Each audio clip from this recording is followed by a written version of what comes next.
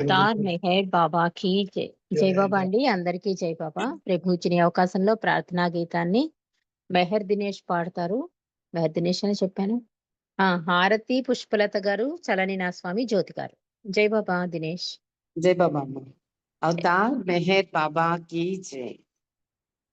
नमो मेहर बाबा अवतार, नमो देव देवा प्रभो, नमो मेहर बाबा अवतार, नमो देव देवा अपार दिव्य कृपा सागरा, अपार दिव्य कृपा सागरा सकल चराचर जगदोद्धारा, सकल चराचर जगदोद्धारा नमो मेहर बाबा अवतार, नमो देव देवा प्रभो, नमो मेहर बाबा अवतार, नमो देव देवा जोहारोलिवे श्री मेहर बाबा, जोहारोलिवे श्री मेहर बाबा महिनी जनिंचिन मानव रूपा, महिनी जनिंचिन मानव रूपा इह परानंद जीवन मीवा, इह परानंद जीवनमीवा भव भय भंजन परम पावना, भव भय भंजन परम पावना नमो मेहर बाबा अवतार, नमो देव देवा प्रभो, नमो मेहर बाबा अवतार, नमो देव देवा अज्ञानान्धतनन्तमुचेसि, अज्ञानान्धतनन्तमुचेसि दिव्य विज्ञान दृष्टिनो संगी, दिव्य विज्ञान दृष्टिनो संगी हरिषेड्वर्गमूलन्तरिंपगा, हरिषेड्वर्गमूलन्तरिंपगा अव्ययमोक्षम् अनुग्रहिंपुमु, अव्ययमोक्षम् अनुग्रहिंपुमु नमो मेहर बाबा अवतार, नमो देव देवा प्रभो, नमो मेहर बाबा अवतार, नमो देव देवा अवतार मेहर बाबा की जय. जय बाबा अम्मा. థ్యాంక్ యూ అందరికీ జై బాబా. జై బాబా దినేష్. చక్కటి ప్రార్థనా గీతాన్ని పాడినందుకు జై మెహర్ బాబా. మనం గత కొన్ని రోజులుగా సత్య సంపద అనే 2వ భాగంలోని విశేషాలను తెలుసుకుంటున్నాం. ఈ విశేషాలన్నీ కూడా రుస్తుంబి ఫలహాటి బాబా విషయాలను మండలి ద్వారా తెలుసుకుని మనకి తెలియజేస్తున్నారు. నిన్నటి రోజు నిజమైన ఆశీస్సు గురించి ఇరిచి చెప్పిన అద్భుత విషయాన్ని మనం తెలుసుకున్నామండి. అంటే జీవితంలో మనకి ఎవరైనా ఇష్టం లేని వ్యక్తులు, సతాయించేవాళ్ళు, లేదా మనకి కష్టం, నష్టం, సుఖం ఏదొచ్చినా కూడా అది ప్రభువు ఆశీస్సు కింద భావించమంటున్నాడు ఇరిచి. ఏదొచ్చినా కూడా అదేమవుతుందంటే నిరంతర నామస్మరణకి, ఆయన్ని జ్ఞప్తికి చేసుకోవడానికి అవకాశం కల్పిస్తున్నందుకు నువ్వు సంతోషించు, ఆ పరిస్థితిని యాక్సెప్ట్ చెయ్యి. అంటే దానివల్ల ఏమవుతుందంటే సంస్కార ప్రక్షాళన జరుగుతుంది. ఆయన జ్ఞప్తికి వస్తారు. నిరంతర నామస్మరణ జీవిత గమ్యాన్నే చేరుస్తుందని బాబా చెప్పారు. కాబట్టి ఇవన్నీ ఉంటాయి కనుక ఒకవేళ నీకు అనుకూలంగా ఏ పరిస్థితి అయినా లేకపోయినా, అనుకూల పరిస్థితి వచ్చినా కూడా ఇదంతా బాబా ఆశీస్సు అని భావించమని నిన్నటి రోజు ఇరిచి చెప్పాడు. మరి ఈ రోజు ఏం చెప్తున్నాడంటే ఆయన అసలైన కృపట. దీని గురించి మనం తెలుసుకుందాం. ప్రాపంచిక జీవితంలో విసిగిపోయిన ఒక భగవత్ సాధకుడు ఒక సాధువును కలవడం జరిగింది. ఆ గురువు తన ప్రవచనంలో భగవదైక్యం మరియు దైవీ ఆనందం గురించి చెప్పడం విని నేనెన్నో కష్టాలను కోర్చి ఎంతో సాధన చేసినప్పటికీ మీరు చెబుతున్న భగవదైక్యాన్ని నేనెందుకు పొందలేకపోతున్నాను? ఇసుమంత అనుభూతి కూడా నాలో కలగలేదు ఎందుకని అడిగాడు సాధకుడు ఆ సద్గురువుని. గురువు సమాధానంగా ఇలా అన్నాడు: నీవు ప్రయత్నాలు ఎలా చేశావో చెప్పు. నీ భూత భవిష్యత్ వర్తమానాలన్నీ నేను చూడగలుగుతున్నాను. అందులో నీవన్న తీవ్ర ప్రయత్నం నాకెక్కడా కనిపించలేదు అన్నాడు సద్గురువు. అంటే ఆయన అసలైన కృప అంటే ఏంటో మీకు తెలియజేసే ముందు ఒక కథ చెబుతాను అంటున్నాడు రుస్తుం విఫల్హాటి. ఒక భగవత్ సాధకుడు చాలా అంటే సద్గురువుని కలిశాట. కలిసి నాకు భగవదైక్యం ఎందుకు రావటం లేదు? నేనెన్నో కష్టాలు ఎంతో సాధన చేస్తున్నాను కదా! అసలు నేనెందుకు పొందలేకపోతున్నాను అంటే సద్గురువు చెప్తున్నాడు. మొత్తం నీ ప్రయాణం అంతా నాకు కనిపిస్తోంది. కానీ భగవంతుడి దశ తిరిగే ప్రయాణంలోని తీవ్ర ప్రయత్నం నాకెక్కడా కనిపించడం లేదు అన్నాడు సద్గురువు. కానీ ఆ వ్యక్తి ఆ గురువుతో అంటాడు, "నేను ధ్యానం చేశాను, ఎన్నో తీర్థయాత్రలు చేశాను, ఆధ్యాత్మిక గ్రంథాలెన్నో పఠించాను. ఇవన్నీ భగవంతుని పొందడానికి సాధనలే కదా!" అడిగాడు వ్యక్తి. అంటే తరచూ కూడా నేను భగవత్ సాధనలైనా ధ్యానం చేస్తున్నాను, పుణ్యక్షేత్రాలు దర్శిస్తున్నాను, ఆధ్యాత్మిక గ్రంథాలు చదువుతున్నాను. ఇవన్నీ సాధనాలే కదా భగవంతుడి దరి చేరడానికి అడిగాడు. ఇవన్నీ చేయడానికి భగవంతుని గురించిన ఆలోచనలతో నువ్వు ఈ రోజులో ఎంత సమయం వెచ్చిస్తావు? ఒక్క శాతం కూడా ఉండదు. మిగిలిన 99% నీ ఆహారం గురించి, వ్యక్తిగత సౌఖ్యాల కొరకు, నీవు చేసే వృత్తిపైన ఆలోచనలతో గడుపుతావు.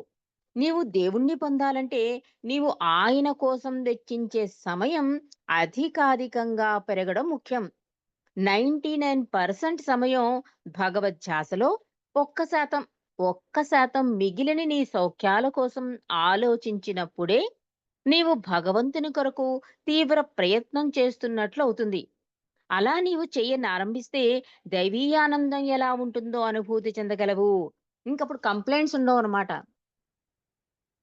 ఆ ఫీజు మహాకవి కూడా అంటాడు కదా!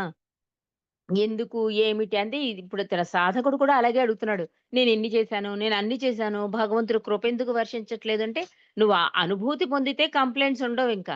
అందుకని గురువు ఏం చెప్తున్నాడు? 99% భగవంతుడి కోసం, 1% నీ సౌఖ్యాల కోసం అంటే అవసరాలుంటాయి గదా! వాటి కోసం వినియోగిస్తే నీకు అనుభూతి కలుగుతుంది. ఆ అనుభూతిని వల్ల నీకు తెలుస్తుంది అంటున్నాడు గురువు. కానీ సాధకుడేమంటున్నాడంటే నేను ఇలా ఇవన్నీ కూడా ఈ సాధనలు చేస్తున్నాను కదా! అంటే అది సరిపోదు అని చెప్తున్నాడు. నేను ఈ కథ విన్నాక దానిలో ఉన్న సత్యాన్ని తెలుసుకుని నా కళ్ళు తెరుచుకున్నాయి. నేనెంత ప్రయత్నిస్తున్నా ప్రాపంచిక విషయాలకే నేనెక్కువ సమయాన్ని వెచ్చిస్తున్నాను అన్నది నిజం. నా అనారోగ్యం గురించి, నా ఆహారం గురించి, చేసే పని గురించి రోజంతా ఆలోచించవలసిందే.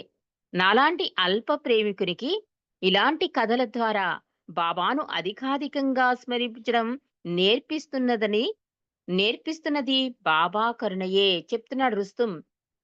ఎప్పుడైతే సద్గురువు 99% భగవంతుడు 1% అన్నాడో, నిజంగా అలాంటి ప్రయత్నం నేనైతే చేయట్లేదు చెప్తున్నాడు రుస్తుం. ఈ కథ విన్నాక నాకనిపిస్తోంది. యెస్, నేనెక్కువ ప్రాపంచికానికే ఎక్కువ ఇంపార్టెన్స్ ఇస్తున్నాను. బాబా కూడా అంటారు, నాతో గడిపిన క్షణాలని పెంచుకోండి. మిగిలినవన్నీ డస్ట్ బిన్‌తో సమానం. అంటే నీ ఆత్మ ప్రయాణానికి ఏమీ ఉపయోగం కాదు అని.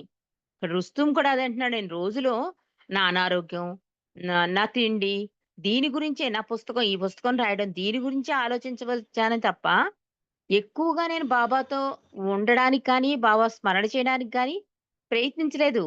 ఇలాంటి అల్ప ప్రేమికుడికి ఇలాంటి కథలేమవుతాయంటే, బాబాని అధికాధికంగా స్మరించడానికి నేర్పిస్తూ ఉంటాయి ఇలాంటి కథలు.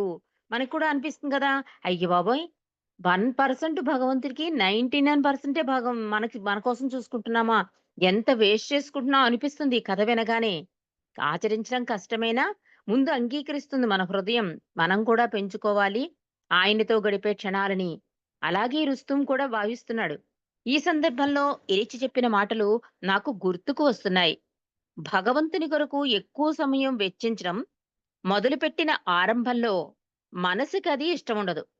ఆ స్మరణలో పరమానందం పొందడం, అనుభూతి చెందుతూ ఉంటే ఇంకా అధికాధికంగా బాబాను స్మరించడం సాధ్యమవుతుంది.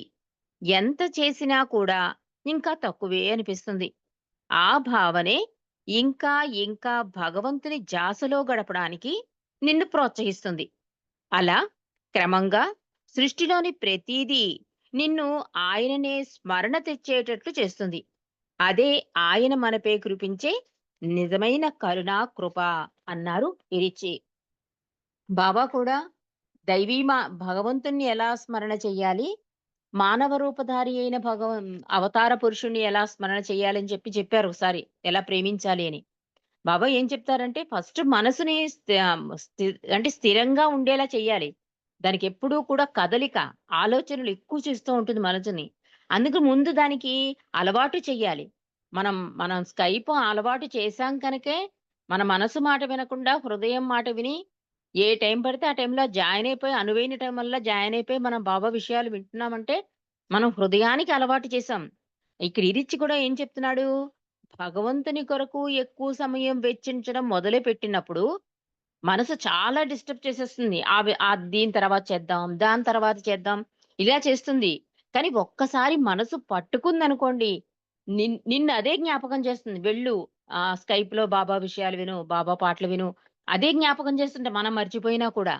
అలా అనుభూతి పొందేస్తావు. అప్పుడేమవుతుంది, ఆ రుచి మరిగాక ఇంక వదలలేవు. అదే నిన్ను ప్రోత్సహిస్తుంది.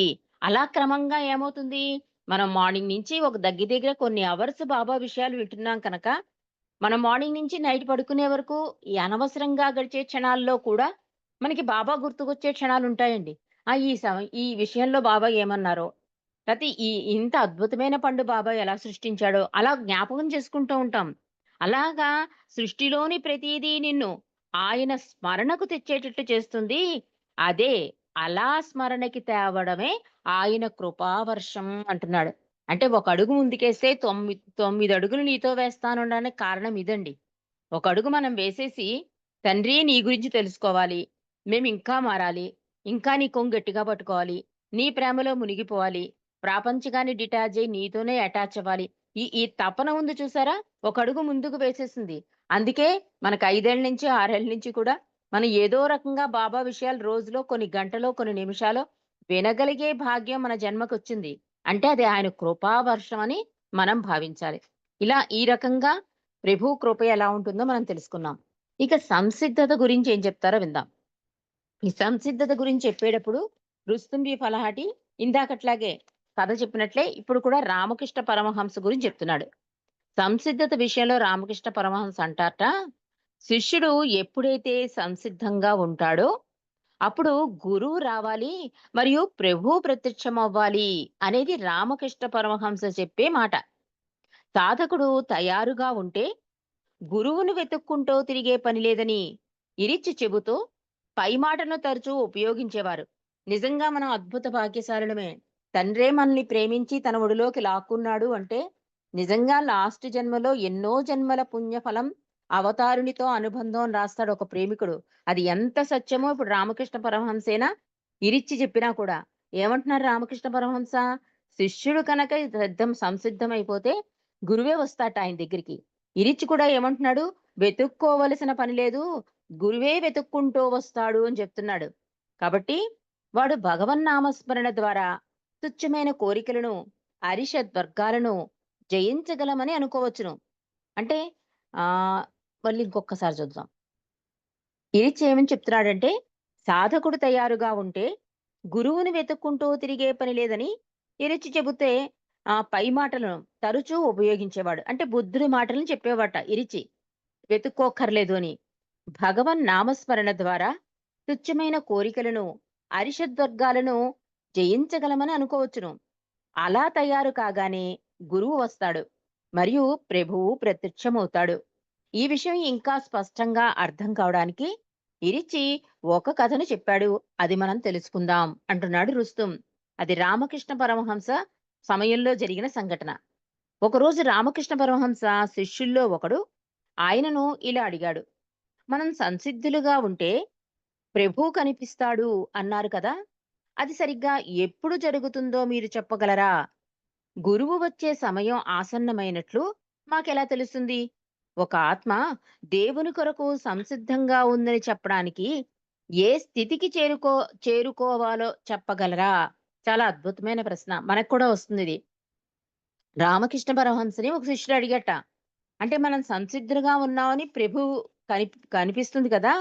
అసలు అలా సంసిద్ధంగా ఉన్నామని ఎప్పుడు జరుగుతుందని మనం చెప్పగలం? అసలు గురువు వచ్చే సమయం మనకెలా తెలుస్తుంది?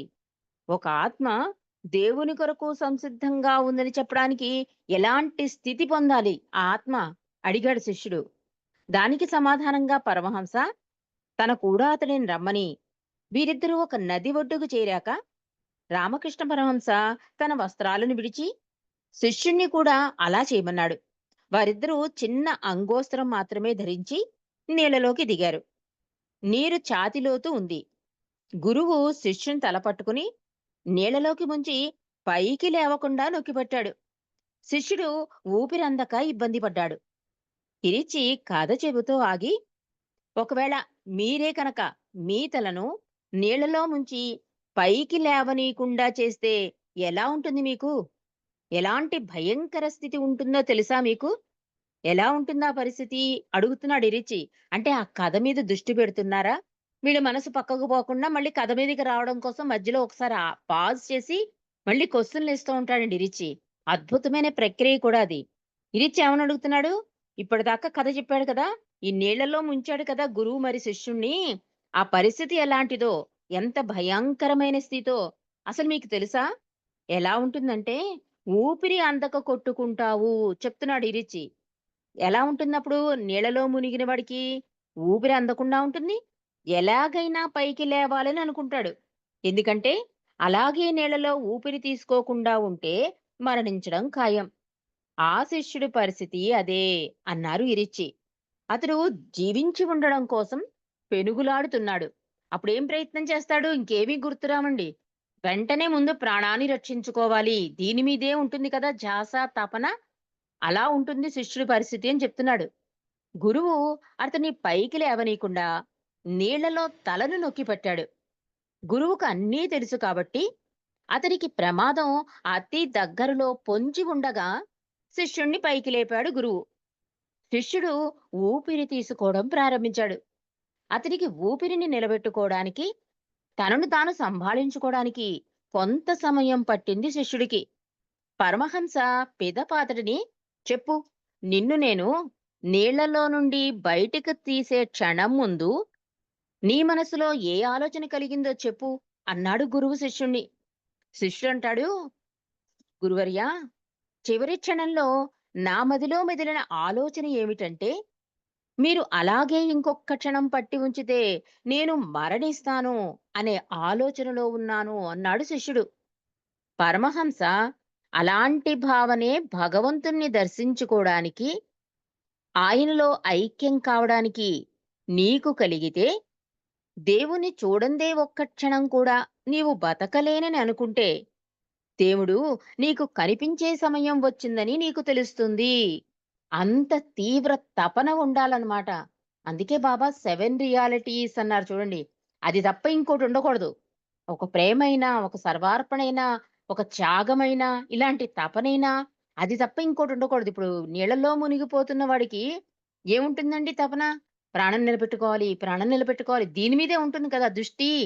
అలాంటి దృష్టి కనుక నీకొచ్చింది అంటే భగవంతుడు కృప నీకు కలుగుతుందని అర్థం. అంటే దేవుడు నీకు కనిపిస్తాడనే అర్థం. అదే సింబాలిక్ అని చెప్తున్నాడు.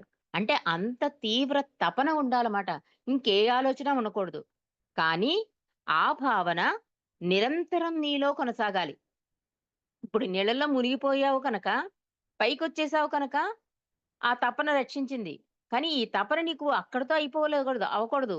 నిరంతరం, నిరంతరం ప్రాణం పోతున్న స్థితిలోనే జీవితాన్ని తీసుకెళ్ళాలన్నమాట. ఇప్పుడు రక్షించబడ్డాను కదా అని చెప్పి మళ్ళీ, మళ్ళీ ప్రాపంచికంలో పడిపోవడం, దేవుణ్ణి మర్చిపోవడం కాదు. ఈ నిరంతర తపన నీలో కొనసాగాలి చెప్తున్నాడు రామకృష్ణ పరమహంస. ఆయనతో ఎడబాటు నీకు భరింపరానిదై, ఆయన లేకుండా మరొక్క క్షణం కూడా నీవు జీవించలేనని అనుకోవాలి. అలాంటి తీవ్ర తపన నీలో కలిగితే వెంటనే ప్రభువు ప్రత్యక్షమవుతాడు అన్నారు నిరిచి. అంటే అంత తీవ్ర తపన ఉంటే గాని భగవంతుడి దరి చేరడం, భగవంతుని దర్శనం అవ్వదు. వీడన్నట్లుగా ఆత్మ సాక్షాత్కారం, భగవద్ మోక్షం ఇవేమీ జరగవు అని చెప్తున్నాడు.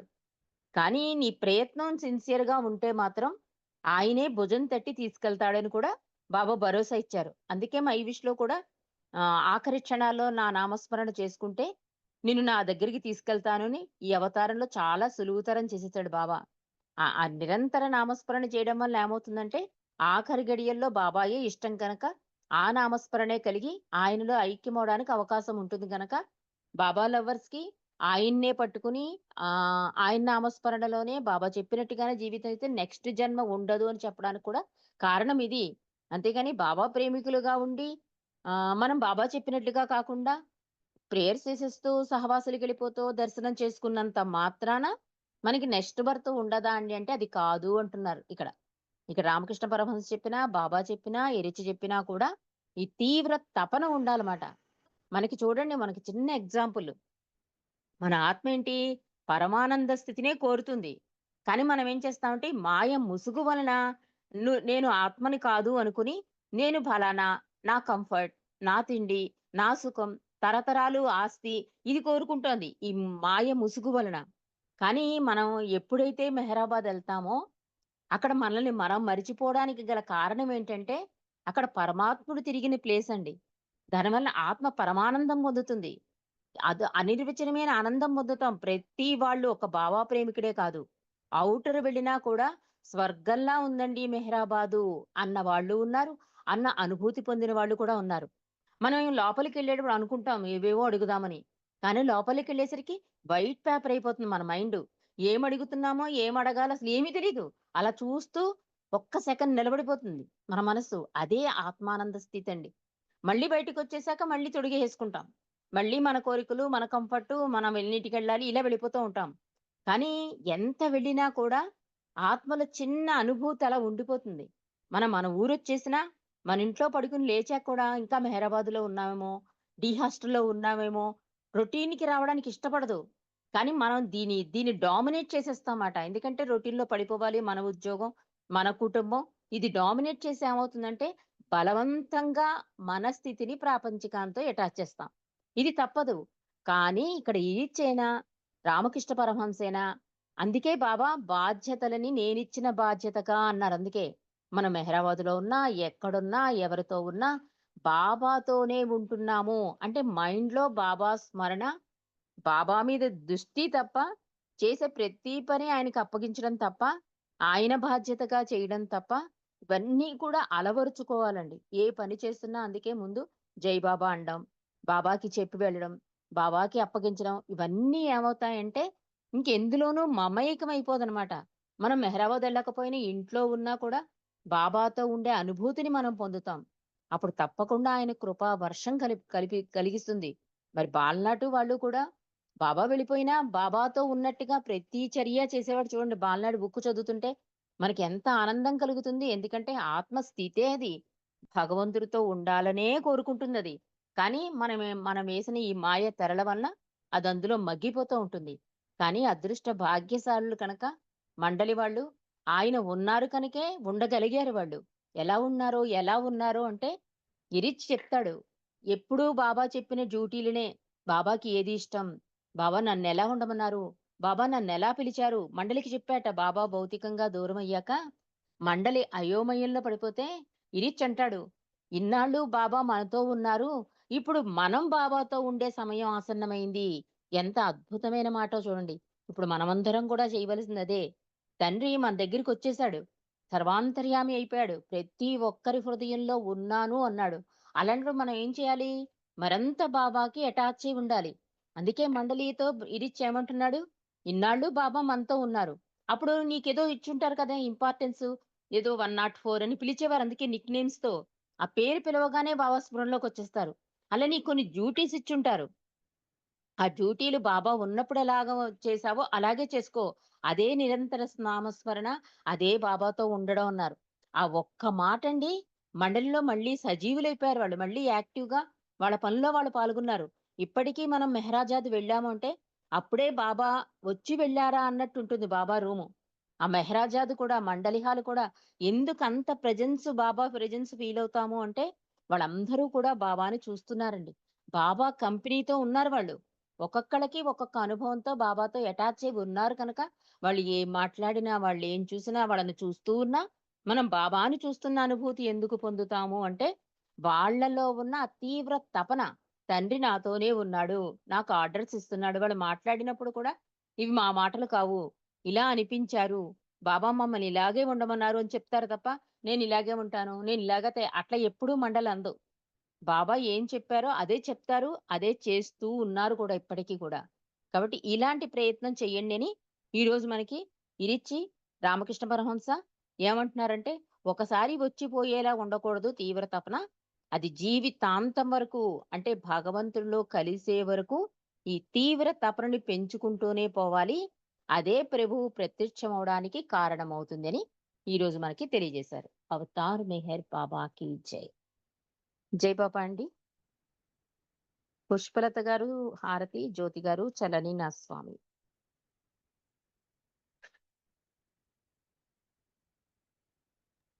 జై బాబా. పుష్పలత గారు. జై బాబా. జై బాబా. జై బాబా. అవతార్ మెహర్ బాబా की जय। మెహర మనోహర మనిజ సహోదర హారతి గునుమా దిగురు మహారతి గునుమా దిగురు మెహర మనోహర మనిజ సహోదర హారతి గునుమా దిగురు మహారతి గునుమా దిగురు ఆది గురుడవు ఆది గురుడవు ఆది శక్తివి అవతారుడవు మెహర మనోహర మనిజ సహోదర హారతి గునుమా దిగురు మహారతి గునుమా దిగురు ఏ విధి మెహరా నిన్ను ప్రేమించెను ఏ విధి మెహరా నిన్ను ప్రేమించెను ఆ విధి మమ్ము నిన్ను ప్రేమించని ఆ విధి మమ్ము నిన్ను ప్రేమించని మెహర మనోహర మనిజ సహోదర హారతి గునుమా దిగురు మహారతి గునుమా దిగురు ఏరుచు ఏరుచి గణని సేవలో ఏరుచు ఏరుచి గణని సేవలో ఆరుచి గణని మముని సేవలో ఆరుచి గణని మముని సేవలో మెహర మనోహర మనిజ సహోదర హారతి గునుమా దిగురు మహారతి గునుమా దిగురు మండలిని కేటులర్పణైరో మండలిని కేటుల అర్పణైరో అటులే మమ్ము అర్పణగాని అటులే మమ్ము అర్పణగాని మెహర మనోహర మనిజ సహోదర హారతి గునుమా దిగురు మహారతి గునుమా ఆదిగురు అవతార్ మెహర్ బాబా की జై. జై బాబా రజనీ గారు. Thank you. జై బాబా. అవతార్ మెహర్ బాబా की जय. చల్లని మా స్వామి సెలవీయవయ్యా చల్లని మా స్వామి సెలవీయవయ్యా, నీ సేవకై మేము మరల వచ్చదమయ్యా, నీ సేవకై మేము మరల వచ్చదమయ్యా. చల్లని మా స్వామి సెలవీయవయ్యా, మెహరునామమే నిత్యం కీర్తించులాగు, మెహరునామమే నిత్యం కీర్తించులాగు, ఎల్లవేళల నిన్ను స్మరించులాగు, ఎల్లవేళల నిన్ను స్మరించులాగు. చల్లని మా స్వామి సెలవీయవయ్యా, నీ సేవకై మేము మరల వచ్చదమయ్యా, నీ సేవలో మేము తరించులాగు, నీ సేవలో మేము తరించులాగు, ప్రేమతో దీవించి సెలవీయవయ్యా, ప్రేమతో దీవించి సెలవీయవయ్యా, సెలవీయవయ్యా, సెలవీయవయ్యా, సెలవీయవయ్యా. अवतार मेहर बाबा की जय, अवतार मेहर बाबा की जय, अवतार मेहर बाबा की जय. జై బాబా అమ్మ రజని, అందరికీ జై బాబా అండి.